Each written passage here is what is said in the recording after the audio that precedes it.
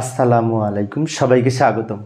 ICT বিষয়ের এই যে এখানে একটি প্রশ্নে বলা আছে রোবোটিক্স কি। তো এই প্রশ্নটা কিন্তু বিভিন্ন বোর্ড পরীক্ষায় এসছে। রোবোটিক্স কি অত্যন্ত গুরুত্বপূর্ণ একটি প্রশ্ন 1 মার্কসের জন্য। তো সাধারণত রোবট বলতে যন্ত্র মানব বোঝায়, কিন্তু রোবোটিক্স কি?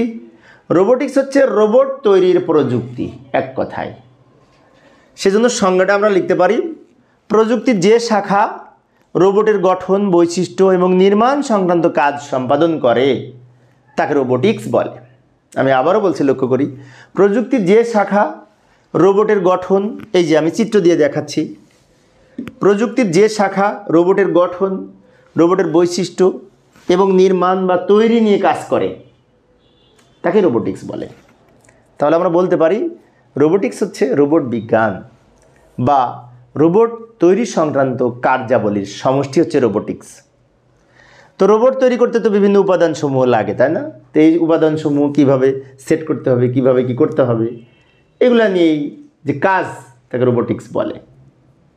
রোবোটিক্স সাধারণত এই আমাদের আইসিটি বিষয়ের প্রথম অধ্যায়ের গুরুত্বপূর্ণ একটি টপিকস, যেটি বিভিন্ন পরীক্ষায় কিন্তু রোবোটিক্স সম্পর্কে সৃজনশীল প্রশ্ন আসে, তাই না? রোবট হচ্ছে যন্ত্র মানব এবং রোবট দিয়ে আমরা জটিল জটিল কাজগুলো সমাধান করে থাকি। কারখানাতে রোবট ব্যবহার হয়, আর সেই রোবট যে তৈরি করা হয়, এই কারখানার যে প্রযুক্তি ব্যবহার করা হয় সেটি হচ্ছে রোবোটিক্স। তো প্রিয় শিক্ষার্থী বন্ধুরা, আমি শিক্ষার্থীদের অনুরোধে অল্প অল্প করে আলোচনা করি 1-2 মিনিটে, যাতে শিক্ষার্থীরা বোরিং ফিল না করে।